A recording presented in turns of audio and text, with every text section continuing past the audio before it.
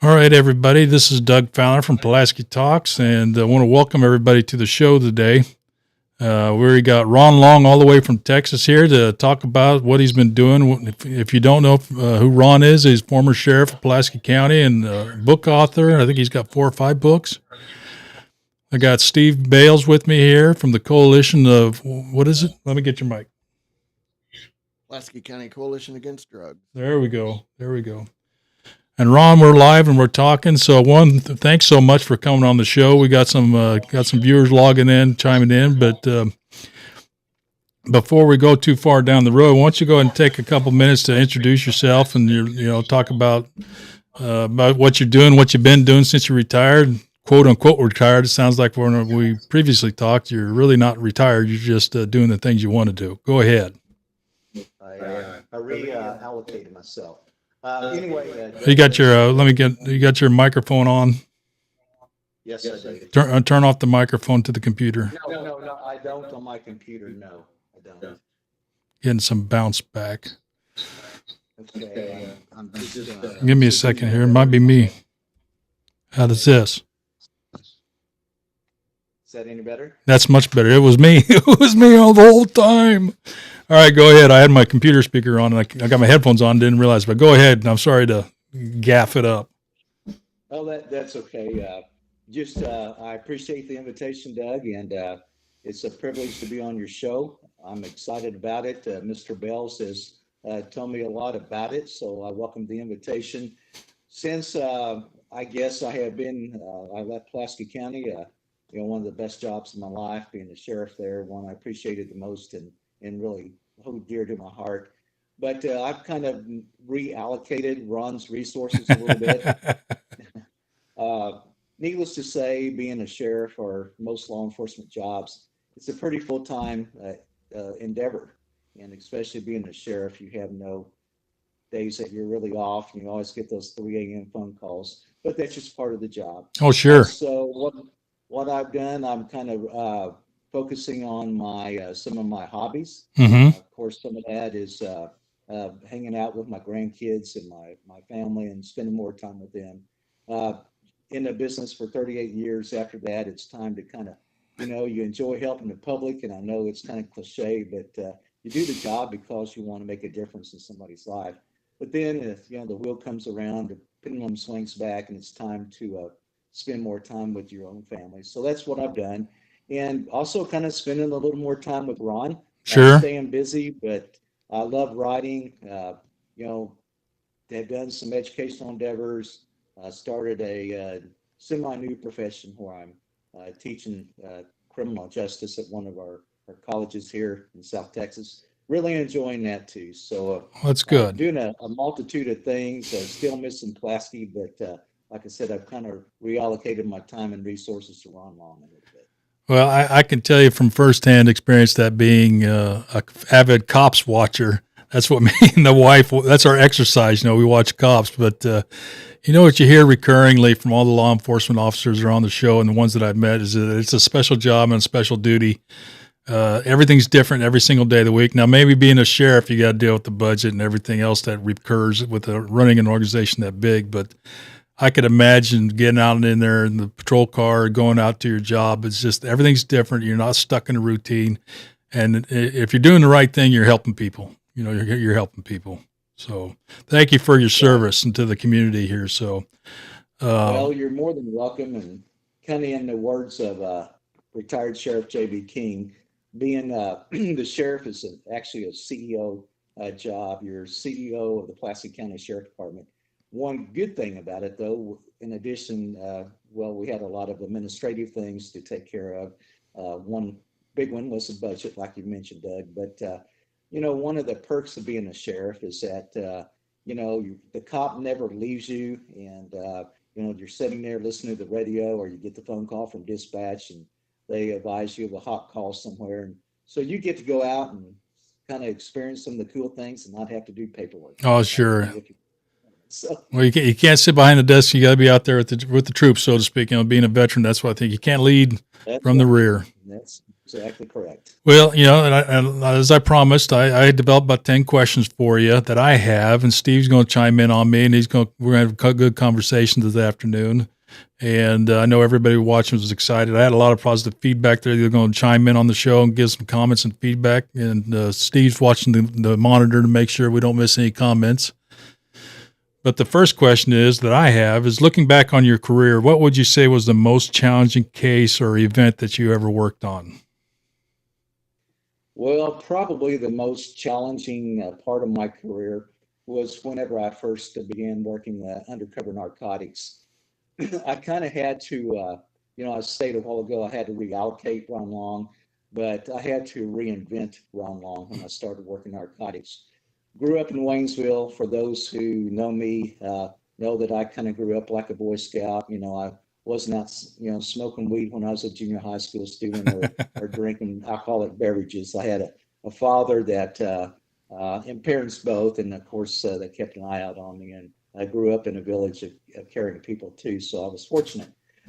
With that being said, when it come down to being thrown in kind of with the wolves, I had no idea what the world of narcotics was. Worked some in St. Robert PD for a couple of years. Great experience. Had a fantastic police chief there, Tom Julian, and Dennis Thompson before that. But it's kind of ironic whenever you speak to somebody about working narcotics and you tell them, another cop especially, well, I worked patrol 3 days a week, then on the weekends I worked undercover. So in St. Robert, working undercover basically consisted of just, I was young, I looked like a military soldier, going to the hotels, going to the bars, looking for drugs and prostitution cases to make. But then whenever I got down to Texas, things got really real down here. I was called into the chief deputy's office one day, and of course, when you get that call, it's like, oh crap, what did I do wrong this time? We went in there, and I've been working at Arlington for a couple of years, and he sat down and said, "Well, how would you like to work with our narcotics team, work undercover?" And we conversed about that for a little bit, and then I accepted the challenge. Wow. Arlington, I think it was the year before, had been nationally selected as the best narcotics unit in America. Of Really? course, back then we had a lot of methamphetamine stuff in Texas. Arlington was the meth capital of the world Sure. For a little ways, a little time. And then, of course, we passed that torch on up to Missouri, and Missouri became the clandestine lab capital That's of not a America. good torch to bear. Yeah, true. But with that being said, I accepted the challenge. But whenever you work on a narcotics unit, you have an overt and a covert division.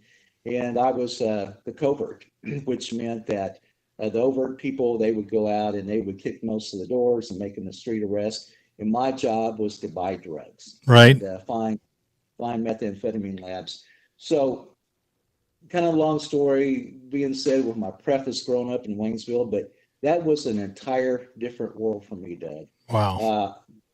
Going around people and places that I never experienced before. I was really lucky. I had a field training officer. His name's Tommy Nanor. He does some Hollywood stuff too, these reality TV shows. He's on a lot of them. Sure. And in the process of making more. So I had a really great training officer. But one of the hardest things for me, besides re-identifying and reinventing Ron Long, was sounds simple and a little cliche, was lying. I was brought up to tell the truth. I have always been a truthful guy, and it was true in my family. If you were truthful, you will still have consequences, but they might not be quite as bad. Sure. But just learned to lie out there, and my whole life was, and professionally, was a deceitful lie. And, my training officer told me this, said, Ron, I know it's hard, but remember these words. You lie or you die. Wow. You lie or you die, buddy. It's simple as that. So, I learned to lie, but it made it a lot easier to be even more truthful in my private life. Sure. But Sure. just reinventing Ron Long, before I had to walk away from a lot of things I used to do. I had to leave some friends behind. Some friends left me behind. I had some personal friends that I told them, well, I got kicked off at the police department because I was caught using drugs. Right. They didn't have to do anything. I was moving every 6 months, moving from one location to another. I never wanted to put my roots down very long anywhere. So it was just reinventing myself, learning an entire different lifestyle, and learning to be around people that were, 180 degrees different than what I was. Sure, sure. Now, how many do we have undercovers in our sheriff's department? I'm asking Steve here, or do you know? They're part of the drug task force. Okay, because I was going to ask. It kind of segues to the next question. What kind of qualities does somebody like that will they need to have? Understanding what you just said about changing your mentality completely. What kind of qualities would somebody need to be an undercover? Because, like I said, my experience is watching cops on TV. So if you as sheriff or as you're doing the undercover at now or when you did it, you would try to teach somebody what they need to be like when they do it. What would you say is some of the qualities? You have to have a lot of self-confidence, have to be able to work independently, have a strong stomach. I know Yeah, it's kind of hard to imagine, but even though I'm not working patrol and going to shootings and bad car wrecks, you still see a lot of things in there working undercover that are sickening. And such as, for instance, 14, 15-year-old girls yeah, being owned by drug dealers and being committed or forced into prostitution. wow, The harm that these people do, watching them, sticking needles in their jugular veins or other places. And, they're so addicted to drugs and just to get kind of used to that lifestyle. But it's kind of like playing poker, Doug. It's mm-hmm. like, you have to maintain a straight face Wow. because if your face depicts what your emotions are telling you, then they're going to say, you're a cop. You're a cop. It's probably the And same way that I was thinking of a patrol unit pulling over somebody, seeing their neck vein. They say tell when the driver's nervous, say, "Hey, you're nervous. There's something wrong with you." And it's the same way with the drug dealer looking at a cop. There's something wrong with you. You know. Yeah, you're exactly right, and you have to have quite a poker face.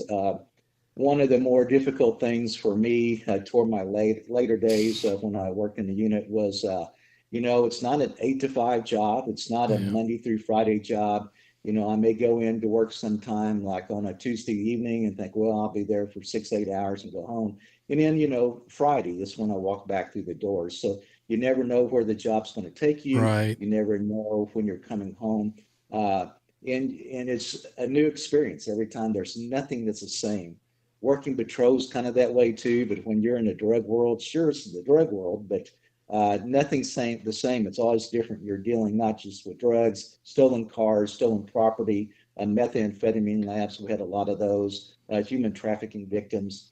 There's a lot of different elements working undercover that you have to educate yourself to, be attuned to, and be very well of your environment. For Because sure. a lot of times, Doug, you're out there by yourself. You don't have a radio in your pocket before you call and scream for help, and 3 minutes later somebody's there. You may be 300 miles away from your closest backup that you have a number to or a radio call to. So It you really have to be makes a sense really about good having this, person. Yeah.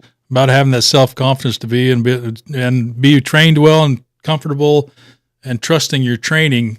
I bet that's not much different than the military experience. When when the real deal comes along, you really, your training comes through.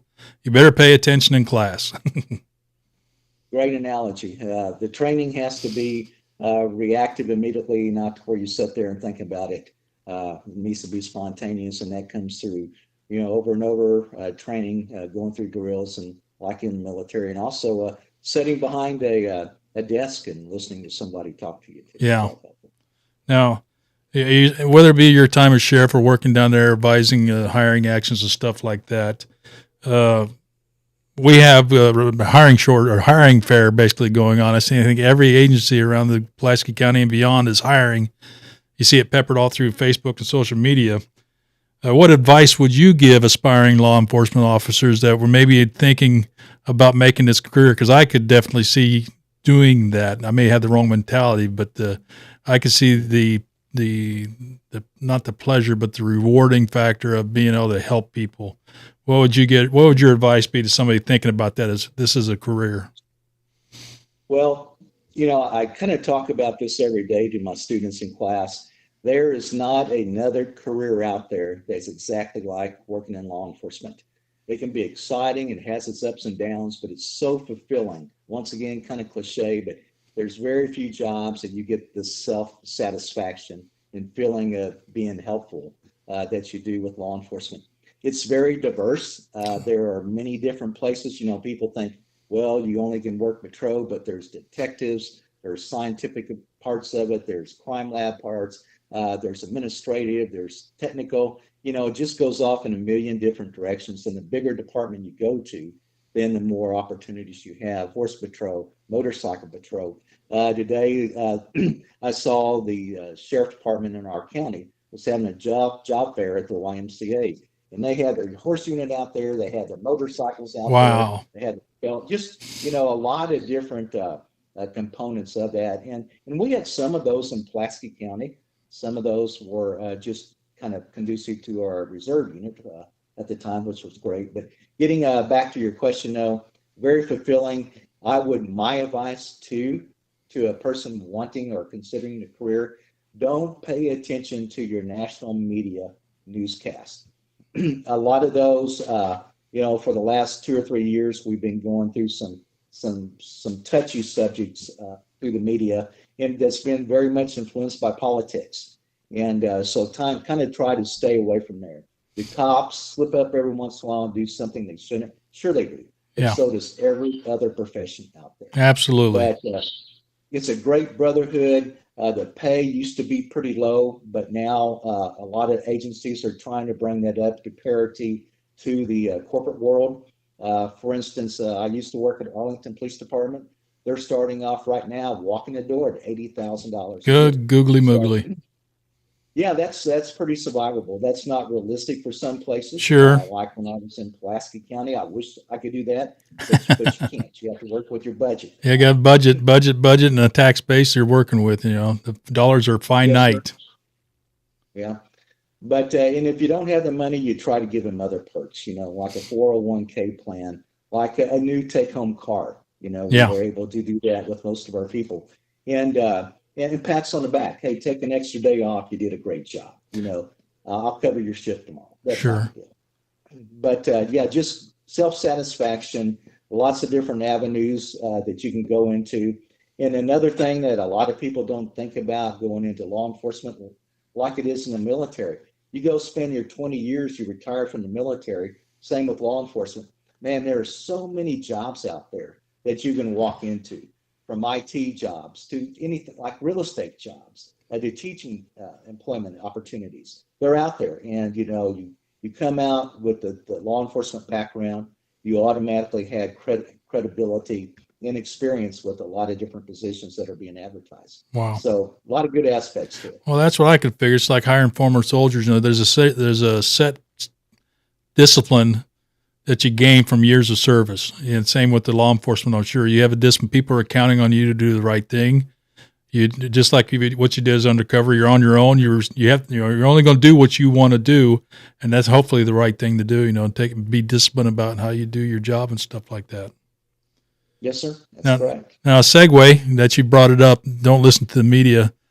In your experience in firsthand and even secondhand or thirdhand, how can the public perception of the law enforcement community be skewed by the public or the media perception or the broadcasting and portrayals and stuff like that? I mean, what was your experience with that? I mean, we got Daryl Todd Marina, and he's our sole reporter. At least he's been it since I've been here. Is the only one I listen to or watch, I should say. But how did you work through that? Yeah, let me kind of back up a little bit, take a few 2 steps back. What I really meant, my underlying message with don't listen to the media is, of course, we all listen to the media. The media is our bread and butter, our pulse of life when it comes down to what's going on throughout our community and Sure. our world. But what I meant by that is don't listen to the biased political opinions that you hear coming from. If you do read something, or hear something, look for those undertones, because a lot of what we've had over the last 2 or 3 years has been biased, especially whenever it's coming out of some of our large cities throughout the nation, where they're undergoing these police reform movements, police defund movements, which are backfiring horribly on them.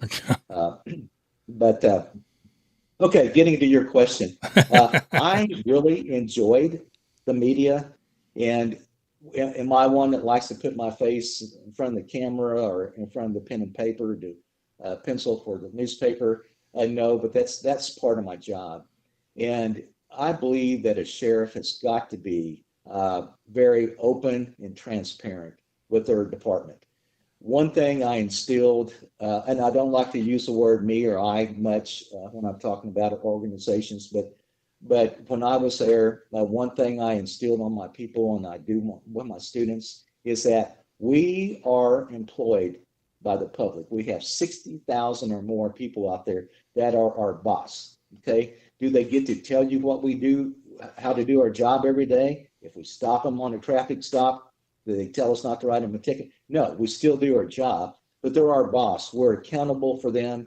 We need to protect them. They pay taxes, so they deserve the best that we can give them for what we have. And so, the sheriff has got to, any sheriff department has got to be very transparent and open with the media.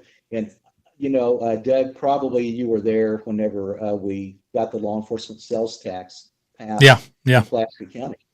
If we had not been open for the last several years before that with the media on things to where they were very acceptable to coming in when I said, hey, I would like to sit down and talk to you about my jail, or I will give tours of the county jail to you. The media actually reporting the facts about what was going on in our county really helped out in that sales tax. And I honestly say if we would not have had, I'm not saying support, Sure. but the media coverage we did by the news stations, radio stations, and papers, and Daryl down there too.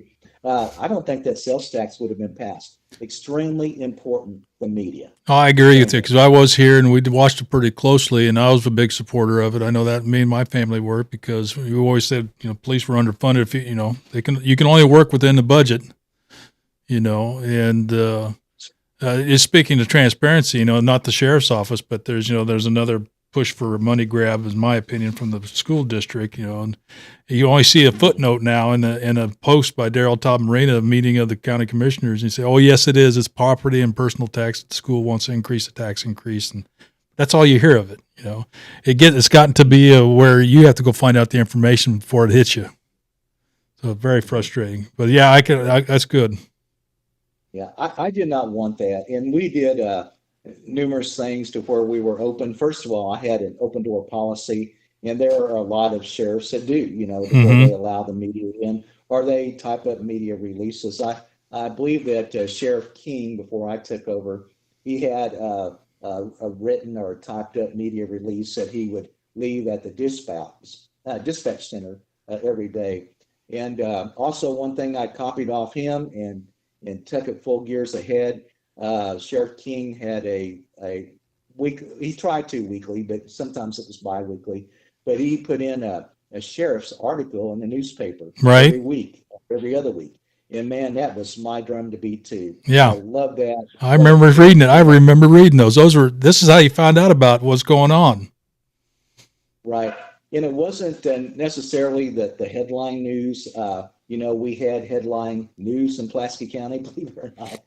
But it was the things kind of behind the scene. What we're doing for our deputies, what we're doing with your money, taxpayers. Sure. Kind of an insight about what's actually going on besides just the crime stories that you read on everyday news. Great tool, great effective tool. And those articles that JB wrote and I wrote, they went all over the state, right? And which really surprised me. But and they were good examples about how a sheriff or a police chief needs to be transparent with what's going on with their taxpayers. Well, I'm hoping with this platform we got running up here, we can engage with the sheriff, whoever it is. I really don't care in what party. It's like I was telling Steve, I'm a fiercely passionate independent. And I just want people to be knowledgeable about the decisions to make and be transparent. Transparency we're striving for in the community now.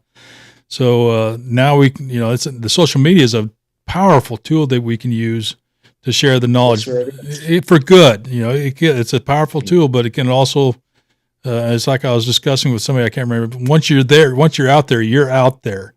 And so you have to deal with the feedback and the pushback. So, of course, you didn't have a public affairs officer when you were a sheriff, I'm sure. No, I Yeah. didn't. I can't imagine a better budget would sort that. And I can imagine the commanding general of Fort I Leonard would. was in. That was Ron. Yes, That's a PAO right there. that's right. That's awesome. Thank you so much. I got number 7. The relationship between law enforcement and the community is crucial for building trust and cooperation. How did you approach community outreach? Because this is before social media, and you were relying, going back to our previous conversation, on media or the media to share your to engage with the community on your behalf, because you can't be everywhere at the same time. Right. Doug, we had several outlets or several ways of dealing with the community, and Pulaski County's it's pretty sizable, and there are some people that are kind of landlocked there, especially when you come down to our senior citizens. They're not getting in their car and driving all over the county every day trying to find out what's going on. So what we try to do is we try to take the show to them. And so since you were here, you might remember that once a month or once every other month, we had town hall meetings. Yes, I do. Where we go to a senior center or a community center or sometimes churches in different cities and towns throughout Pulaski County. And we would have these town hall meetings. In those, anybody could come to them. I even in the second one that we had, I looked out there and saw some of our entrepreneurs of the drug culture. Trying to be an undercover. Yeah, they were inquisitive. They wanted to see what's going on, which that's okay to me. It's open to everybody. Sure. Everybody. And so we were able to get the message out. And, not everybody could come down and talk to the sheriff, or the chief deputy at the sheriff's office. So we were taking the show to them. They pay my salary. Sure. They deserve to be able to see their sheriff, talk to their sheriff. And that was one of the most effective ways we had putting out the word for town hall meetings. It's putting a face with the name. Sometimes it probably couldn't be you, your chief deputy, or that's a challenge right now that I see that needs to be overcome is who's working for me down there. I hope one day they can have a webpage where it shows every officer who works for us, their background, and be proud of our law enforcement officers like we are, and just demonstrate that. So, right. And then another big thing that I certainly did not invent this, but it was getting out in community engagement programs to where our patrol people were instructed, hey, when you're out there driving around, not on Interstate 44, let the state troopers take care of that. But let's hit the country roads. Let's hit the gravel roads. And if you're out there and you see somebody feeding the cattle, stop and talk to them.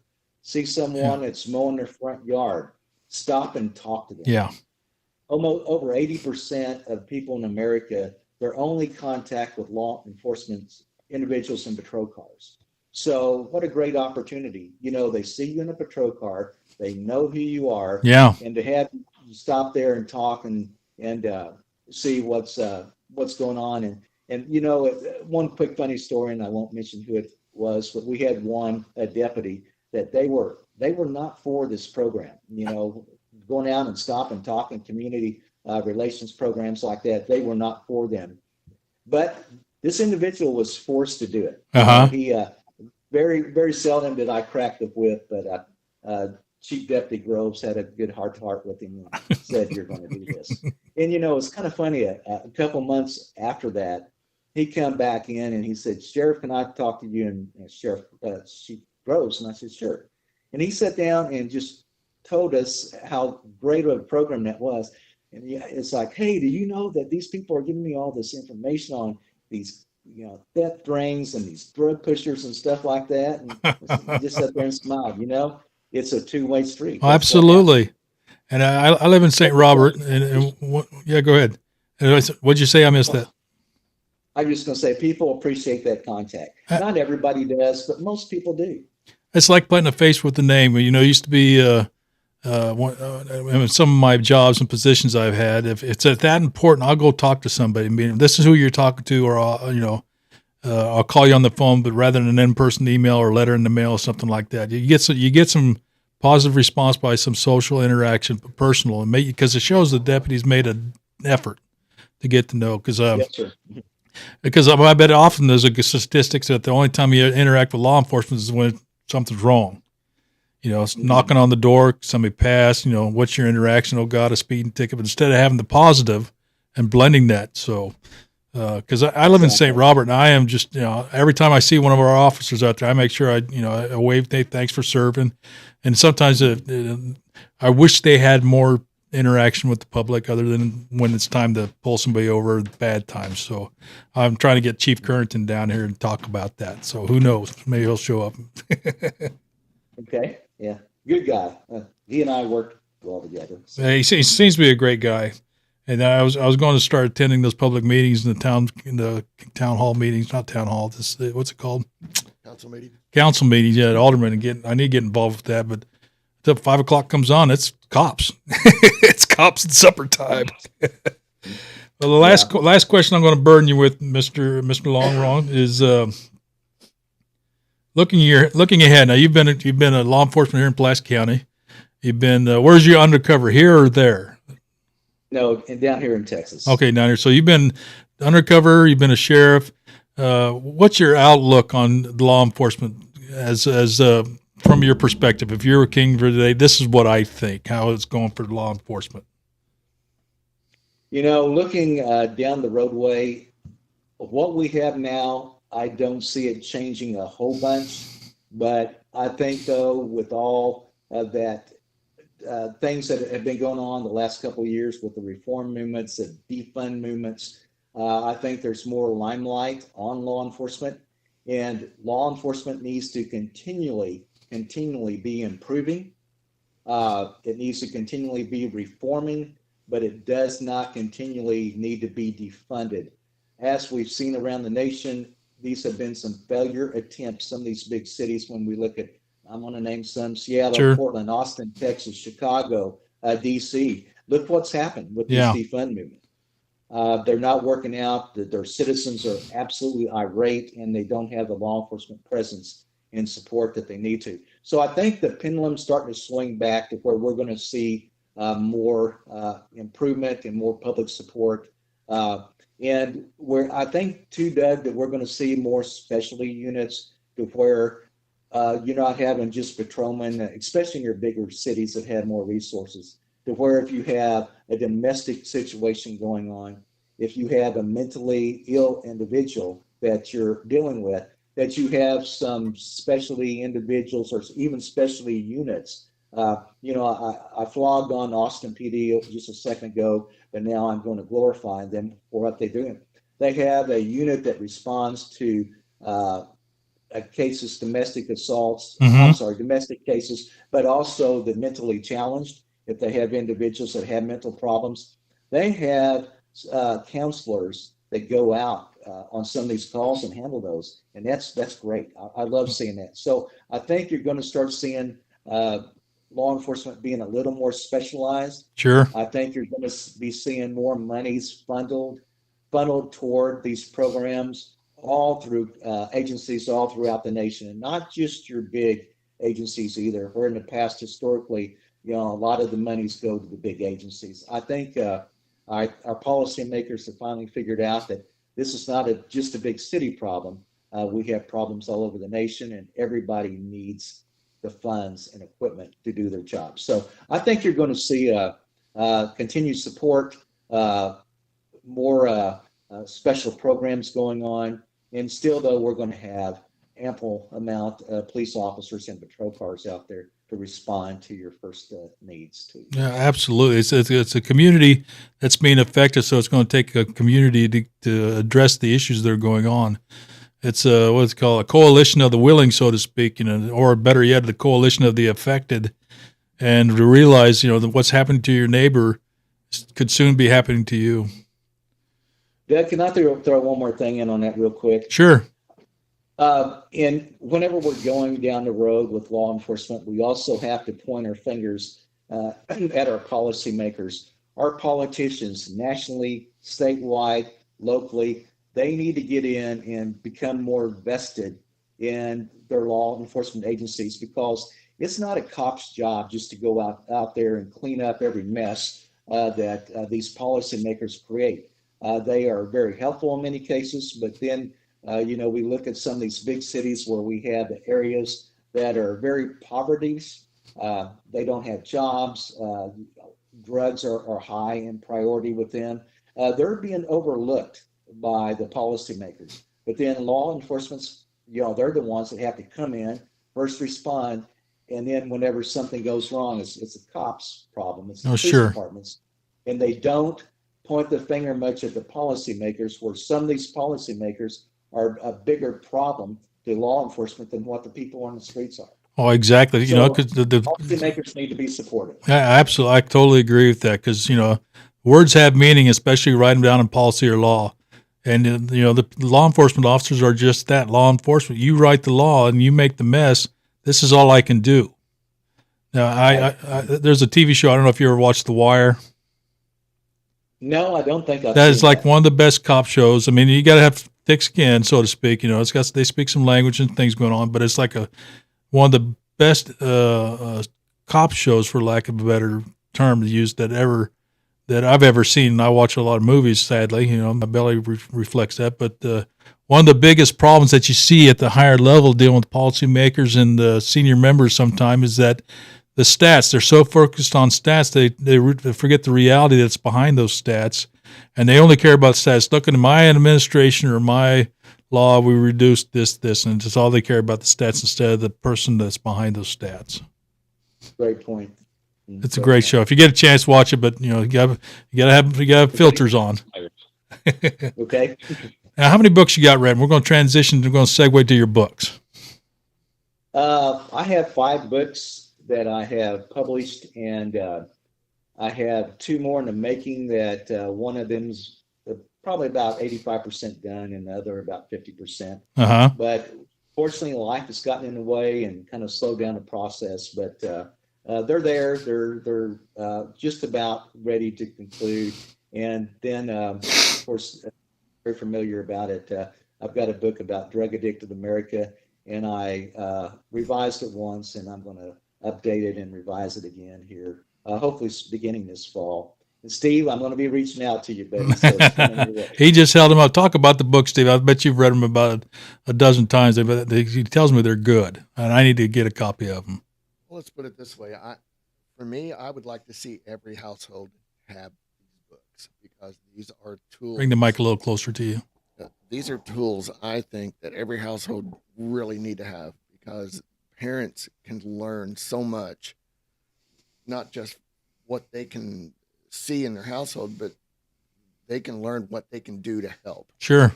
And that's one of the biggest things that we need help. Sure. And segue back to what Ron said was the community. One of the things that we enjoyed under Ron was so much of the community was there. They raised their hands, and it's, what can we do? Right. But like anything, that instant wanting to help dies off. Sure. These books are, especially the second one. The second one dives more into more of the details, more of the newer things, the new substances that are being seen. We're not just seeing meth and marijuana. Now we're seeing fentanyl, xylazine, and other chemicals that are literally coming out every week. Right. And that's what's affecting our communities, including down there in Texas. Yeah. And these books will cover that. That's good, because it gave me the emoji drug code. Wow. Yep. Let me throw out 4 quick bullet points for you. Okay. If I may. America is the #1 most addicted country in the world pharmaceutically. Prescription drugs, and not just people on the drugs legitimately, but abusing the drugs. The #1 most addicted country in the world for pharmaceuticals. We are, in order to do some surveys, we're #1, some #4, some #6, but one of the most drug addicted countries in the entire world. we are a first world country. Yeah. And we had those two stats. Last year, over 100,000 people died from overdoses. Okay. Number four, in Pulaski County, when I was there, myself and Mr. Kevin Hillman, our prosecutor, spoke about this many times. Probably 75 to 80% of the individuals housed in the Pulaski County Jail were there because of drug-related problems. Wow. Either their drugs caused them to commit thefts, murders, or they were just so caught in possession of illegal drugs. So four stats right there that kind of make your head spin a little bit that we try to convey the individuals through these books. And one of the things that that inspired me to write this book was kind of a bleak fact, but Pulaski County has its share of overdose deaths. Yeah. And I was saddened numerous times over to go out there and listen to these mothers or fathers weeping, or grandparents saying, "If I would have only known, Yeah. if I would have known, then I could keep my kids, or could have maybe prevented this death." And so that's why that book was written, because of the people that, if they would have only known. Yeah, it is a mess out there. And the sad part, along with the drugs that come along with that, there's the money. Yeah. So you're fighting a twofold battle. Whose pockets are going to get a little lighter if you start to really crank it down. And I'm kind of, like say, not extremist, but I cannot believe, in my personal opinion, that the federal government doesn't know where every cartel leader is in Mexico, and we're being invaded by these products, and we don't just, just just like the movie with what was that, with clear and present danger. We knew who had the drug money, we just took it. But that's neither here nor there. That wouldn't be an acceptable policy, I'm sure. Well, one of the sad realities, I just came from a funeral, and 20-year-old.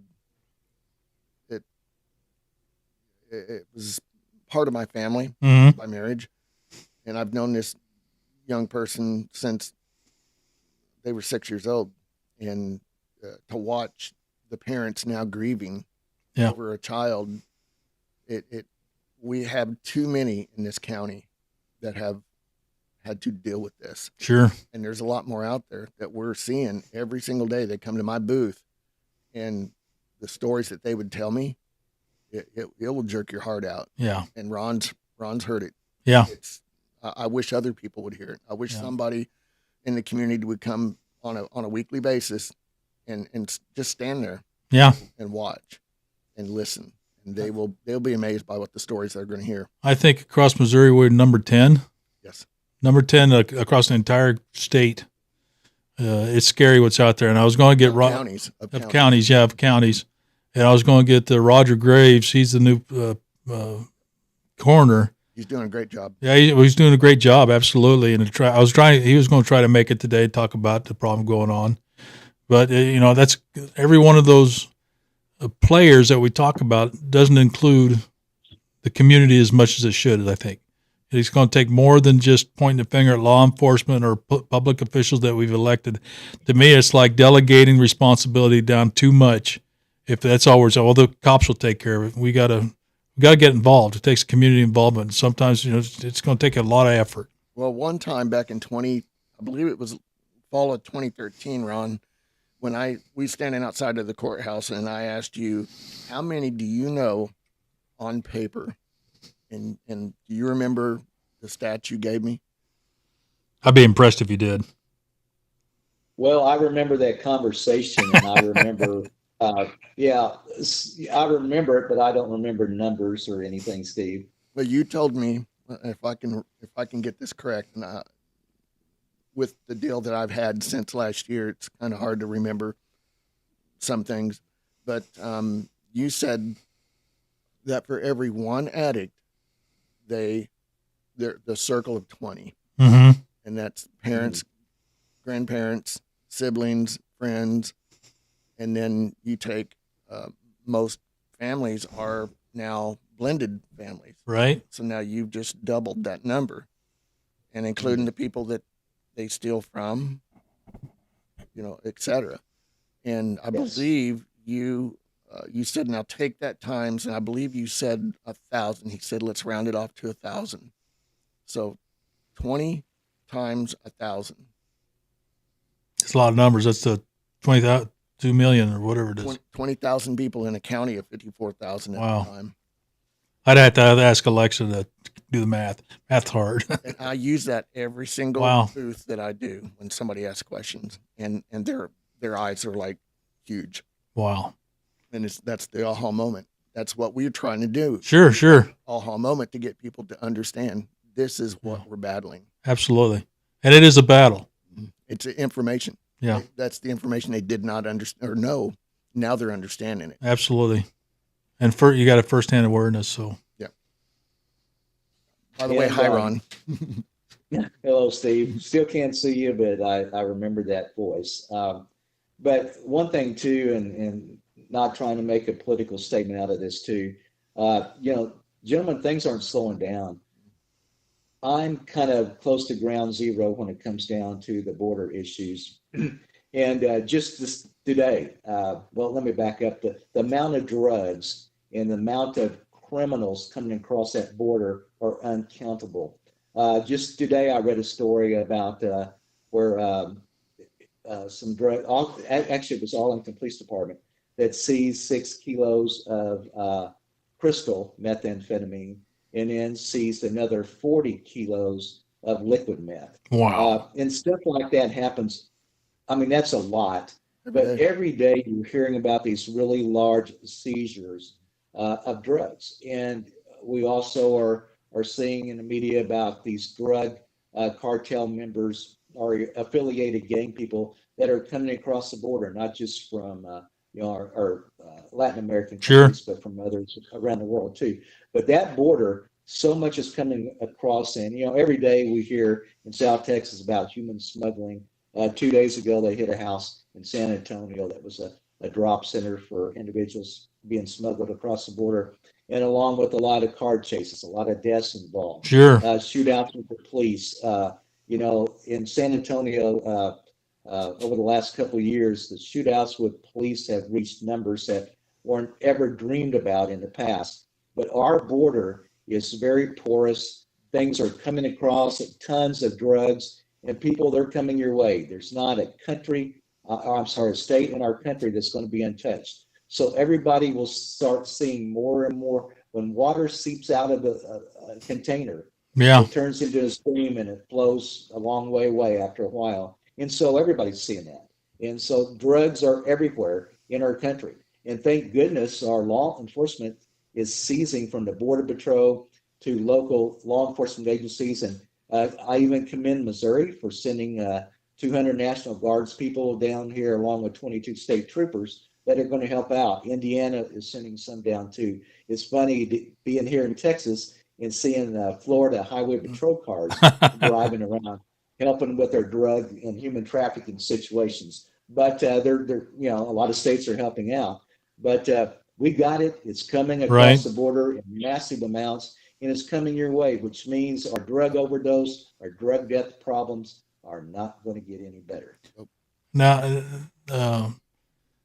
I don't know what the answer is to as far as securing that border because it covers the 4 states right there, and I mean that's definitely federal. I mean, I don't know what the tipping point will be for when it becomes actionable. Quote, I hate using that word, but actionable for the federal government to really do something about it. Other than, well, I think it's the people need to read the Constitution and understand that the president has a duty, as he took his oath, to uphold those laws. And those laws is Article 4, Section 4. Uphold the law. Right. It's that simple. That's how we stop this. Yeah. And I hate to say it, but that's going to be a tough job. And you got to make everybody happy. I do want to shout out to Brian Gibbs. He is running for office, Pulaski County Sheriff. He commented on that. I'll let you read it, but thank you for commenting, Brian.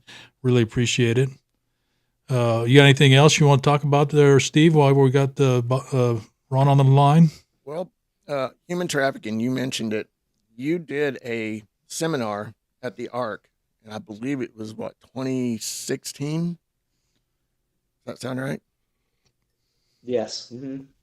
Can you kind of go into a little bit about that? Because I attended a attorney general office seminar in Raleigh, 8 hour class. Let me tell you, it'll blow your mind. Yeah. A lot of people think this van shows up, grabs people and they disappear. That's not how that works. Wow. Can you go into that a little bit, Ron? How human trafficking actually works, or the seminar, or Yeah, about how it works, how it really works.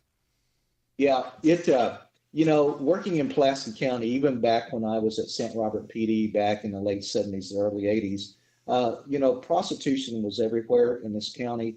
And, we just kind of viewed everything back then was kind of black or white. There was no gray area or in between. So, hey, we're going to arrest a prostitute and put her in jail, fine her because she's out here doing something illegal. But, truth being known, and there's a guy out of St.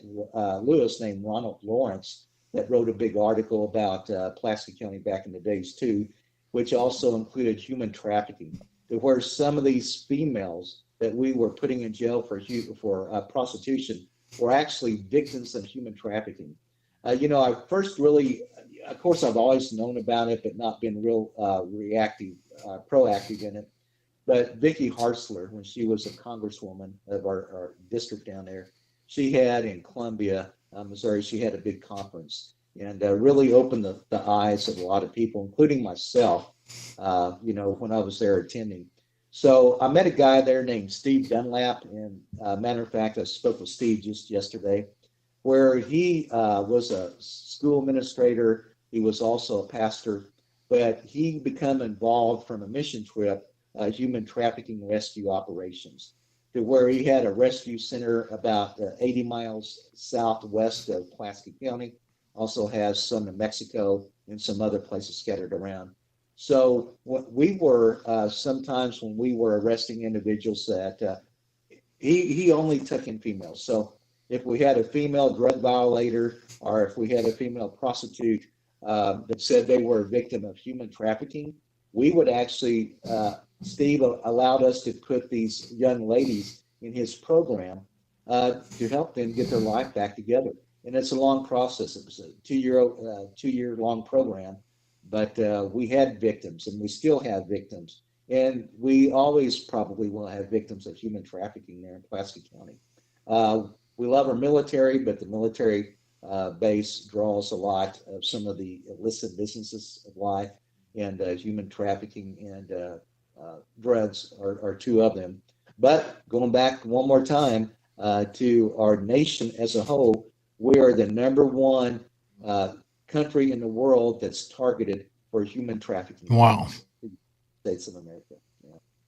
Kind of sad, right? So no, there's some hardcore stats that really hit you at home, especially right here in Pulaski County. Wow. Hey, Ron, would you? I can see you're talking. No, he's listening. Oh, okay. Could you talk a little bit about the laws that have changed since you were sheriff and how it's affected the ability of?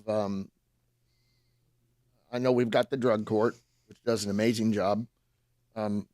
What is the laws that you have seen changed lately that affect the way that we can combat drug addiction?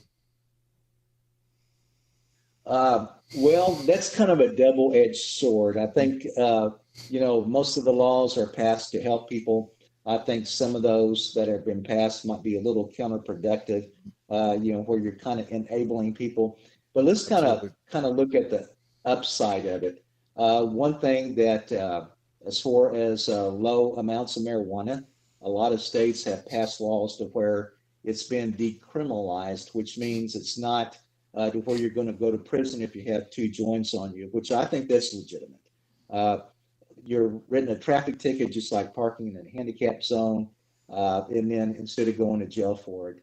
And one of the big problems we had in America, once again, we were for decades we incarcerated more individuals than anywhere in the world, and some of the main causes of that was the war on drugs.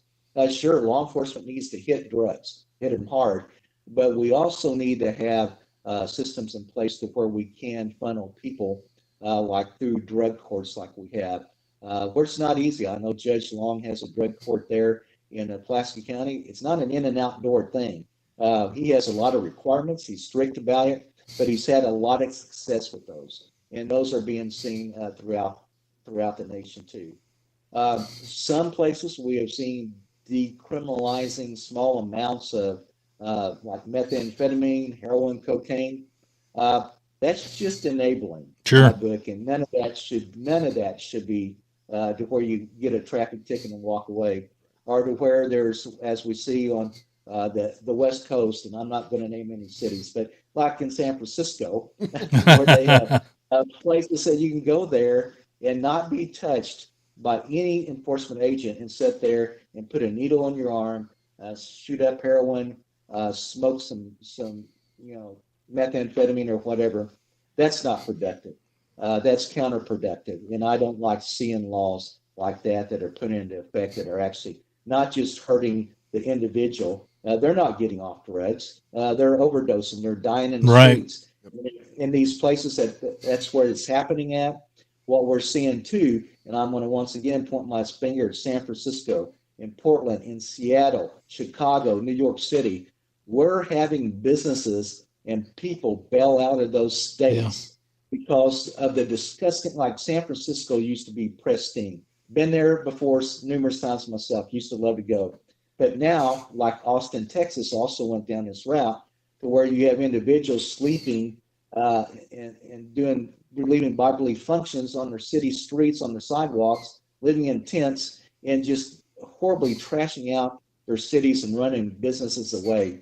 And especially in California, where they're doing these, decriminalizing efforts on these illegal drugs, man, companies, and we read about it all the time, are bailing. They're not conducive to recovery. They need to be putting their efforts in something a lot better than keeping people free to be able to freely use drugs and prostitute themselves on the streets out there. I can. It's out of control because these companies, Walmart, just for instance, I can't remember the numbers, but between Portland, Chicago, they pulled stakes up. People were just going in there, and they got the videos on social media. I'm just going to take this stuff, and if I don't steal anything over $500, nothing you can do to me. Yeah. I don't. Yeah. It just blows my mind. Well, that's enabling. Yeah. Ron, back to the enabling part, and you're absolutely 1,000% spot on, and I agree. Um, I had an addict tell me, and you know this person, um, told me that if an addict is happy with you, you're more than likely enabling them, and that is so Yes, true of sir. what we're seeing right now Yeah, in so many levels. that makes sense. Yeah. And if an addict is happy with you, you're doing something wrong. Right. You're doing the wrong direction.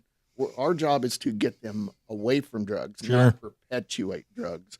And unfortunately, Yes. that is what's going on. Is we are perpetuating the problem we're supposedly wanting to stop, Right. and that to me is insanity. Once you accept it. Yeah. Yeah.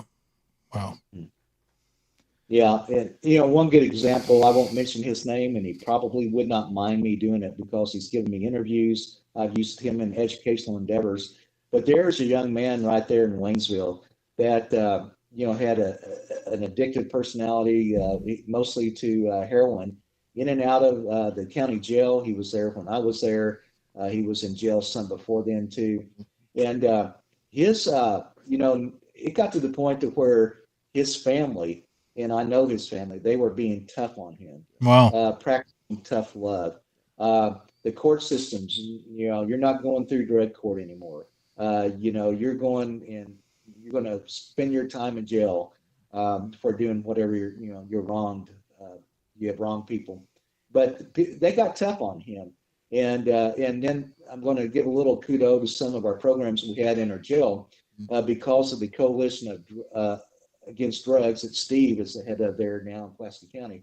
Doug, we had many programs that were going on in a jail where we would have counselors coming in there.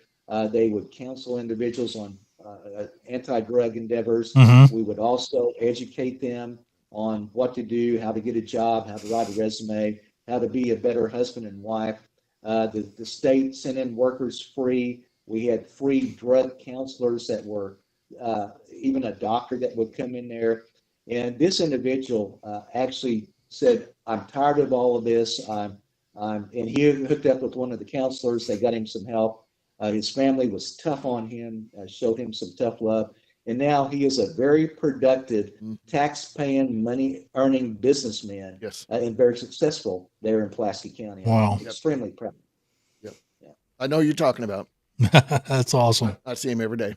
So there's, I mean, Like I there's, said, he would probably let me use his name. I know he would, but out of respect and not giving him heads up, I'm not going to do it. that's awesome. I mean, there's always a light. Oh yeah. There's always hope. Mhm. Wow. Yeah. Well, we're running, And, you know- we're running a little bit over an hour, and that's usually what I budget for my free time. And I don't want to take any from your allotted free time. Your hobbies are probably calling you. But Ron, I want to express my appreciation for coming on the show today and talking to us, and hopefully the viewers at large will take and learn a little bit from this interview about what you've been doing, what you've been busy, and where are your books located? Are they on Amazon?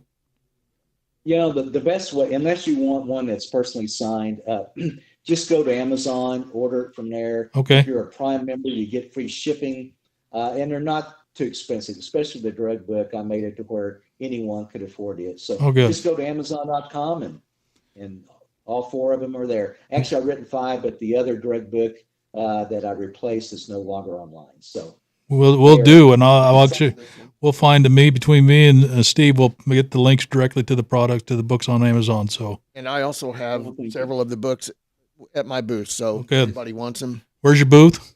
Usually at the farmer's market. Okay, it's great. Got resources there available. Thank you so much, Steve. Thank you for coming along. Not a problem. Thanks for the invite. You bet. And Ron, maybe until next time. Who knows?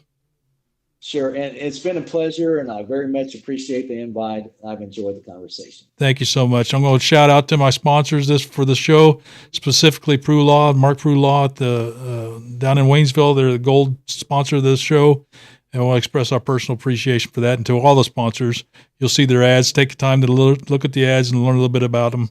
They make the show possible. So thank you, everybody. And we're going to transition off, and we'll see you until the next show, which is with mayoral candidate George. Sean Wilson. Yeah, Sean Wilson. I got a name tag. Sean Wilson will be joining us next Saturday. Talk about his platform and stuff. So see you, everybody, then. See you, Ron. Thanks again, Ron. Thank you. I appreciate it.